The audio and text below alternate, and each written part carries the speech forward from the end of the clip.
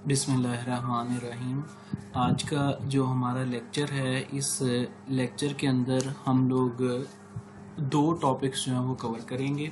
दोनों छोटे छोटे से टॉपिक्स हैं।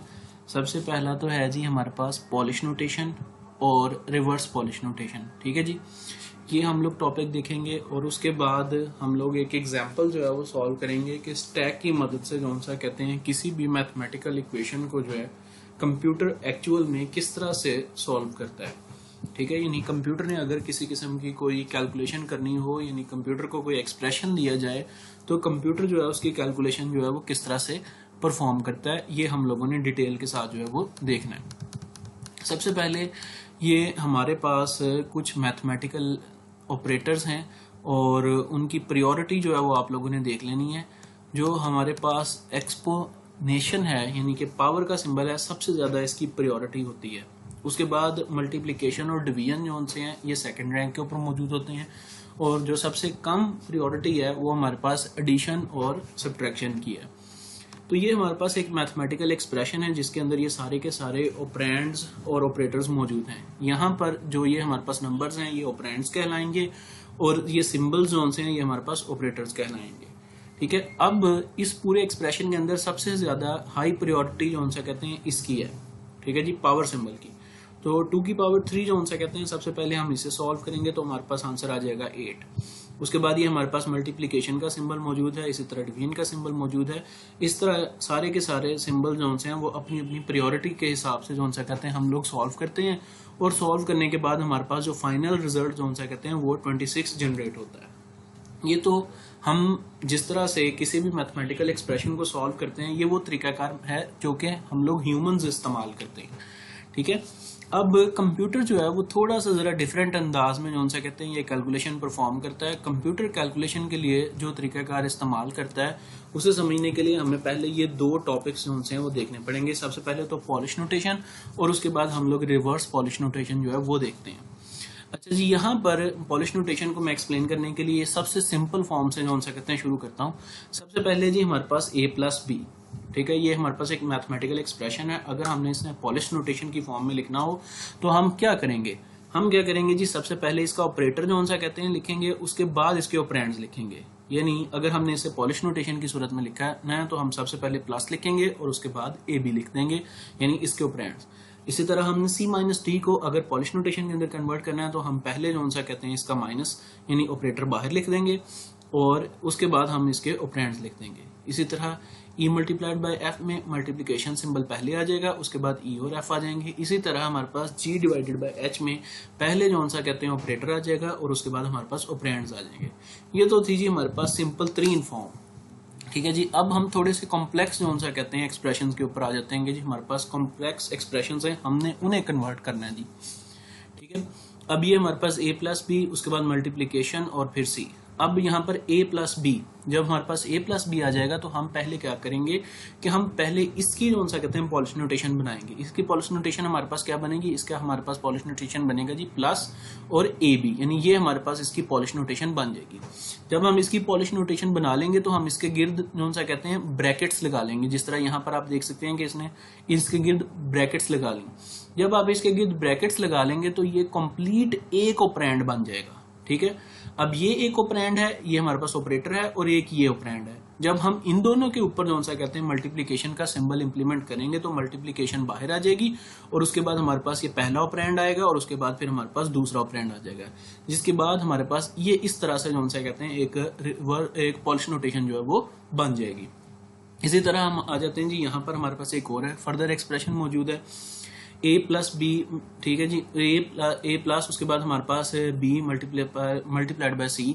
तो यहाँ पे हम पहले b मल्टीप्लाइड बाय c जो सा कहते हैं हम इसकी पॉलिश नोटेशन बना लेते हैं। मल्टीप्लिकेशन का सिंबल बाहर आ गया और b और c जो सा कहते हैं वो कंबाइन हो गए और इन दोनों के गिर्द हमने ब्रैकेट लगा ली। अब हम जब इन दोनों के गिर्द ब्रैकेट लगा लेते हैं तो ये हमारे पास कंप्लीट एक ऑपरेंड बन जाता है। एक ऑपरेंड ये, एक ऑपरेंड ये, और ये दरमियान में हमारे पास ऑपरेटर। जब हम इसे फर्दर जो सा कहते हैं सॉल्व करेंगे तो ये हमारे पास प्लस का सिंबल बाहर आ जाएगा और उसके बाद हमारे पास पहला ऑपरेंड आ जाएगा, ये देखें, और उसके बाद ये हमारे पास दूसरा ऑपरेंड आ जाएगा। उम्मीद है कि ये बात मेरी आपको समझ आ गई होगी। इसी तरह जो सा कहते हैं ये हमारे पास फर्दर एक कॉम्प्लिकेटेड जो सा कहते हैं थोड़ा सा एक्सप्रेशन मौजूद है। इसमें क्या करते हैं जी, हम a प्लस बी, इसमें हम इसका एक ऑपरेंड बना लेते हैं, जिसकी वजह से हमारे पास प्लस ए बी के नाम से एक ऑपरेंड बन जाएगा। ये हमारे पास दरमियान में ऑपरेटर मौजूद रहेगा डिवीजन का, और फिर हमारे पास ये सी माइनस डी का एक ऑपरेंड बन जाएगा। अब जब हम इसे फर्दर सॉल्व करेंगे तो सबसे पहले हमारे पास जो है वो डिवीजन का सिंबल आ जाएगा, उसके बाद हमारे पास ये first operand plus A B, और इसी तरह हमारे पास second operand minus C D जो है वो आ जाएगा। ये था जी हमारे पास किसी भी एक्सप्रेशन को पॉलिश नोटेशन के अंदर कन्वर्ट करने का तरीकाकार। अब देख लेते हैं कि जी रिवर्स पॉलिश नोटेशन जो है वो क्या होती है। रिवर्स पॉलिश नोटेशन जो है इससे मुकम्मल तौर पे ऑपोजिट है।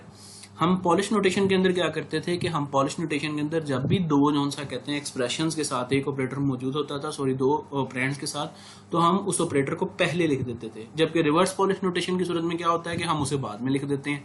जस्ट इतना सा चेंज करना है हमने कि यही ऑपरेटर जो हम पॉलिश नोटेशन की सूरत में पहले लिख रहे थे, रिवर्स पॉलिश नोटेशन की सूरत में हम उसे बाद में लिख देंगे, ऑपरेंड्स पहले लिख देंगे। यहाँ पर देख सकते हैं सी माइनस डी को की जब आप रिवर्स पॉलिश नोटेशन लिखते हैं तो आप क्या करते हैं, सी और डी को यानी ऑपरेंड्स को पहले लिख देते हैं, ऑपरेटर को बाद में लिखते हैं। ई मल्टीप्लाइड बाय एफ जो सा कहते हैं, इसकी जब रिवर्स पॉलिश नोटेशन लिखेंगे तो ई एफ को जो है आप पहले लिख देंगे, मल्टीप्लीकेशन के सिंबल को बाद में लिख देंगे, और इस तरह जी एच को।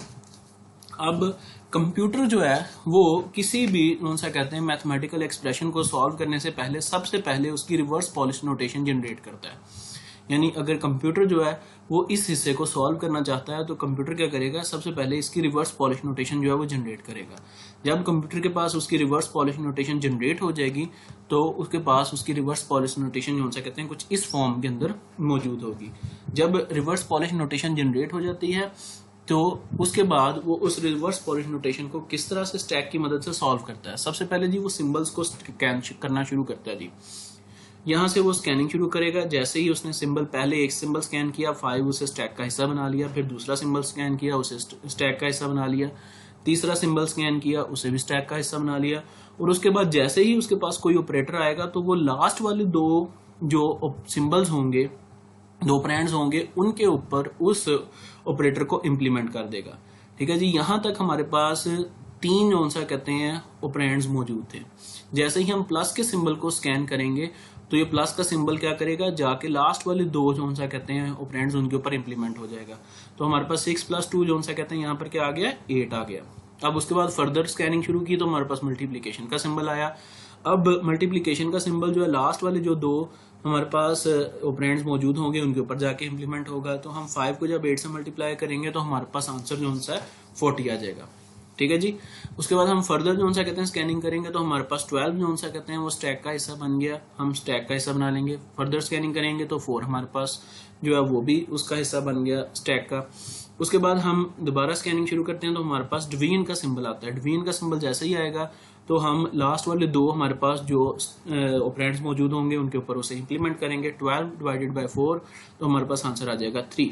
फर्दर स्कैनिंग करेंगे तो हमारे पास माइनस का सिंबल आया। जैसे ही हम माइनस के सिंबल को जो सा कहते हैं लास्ट वाले दो ऑपरेंड्स के ऊपर इंप्लीमेंट करेंगे तो हमारे पास 37 जो है वो हमारे पास फाइनल आंसर जो है वो जनरेट हो जाएगा। कोई भी कंप्यूटर जो है वो कैलकुलेशन जो सा कहते हैं इस तरह से परफॉर्म करता है। अगर आप उसे किसी किस्म का भी कोई भी मैथमेटिकल एक्सप्रेशन जो है प्रोवाइड करते हैं तो वो इस तरह से उसकी कैलकुलेशन परफॉर्म करके आपको जो है उसका फाइनल आंसर जो है वो जनरेट करके देता है। तो ये था जी आज का हमारा टॉपिक। हमने देखा कि किस तरह से जो है कंप्यूटर किसी भी मैथमेटिकल एक्सप्रेशन की कैलकुलेशन जो है वो परफॉर्म करता है।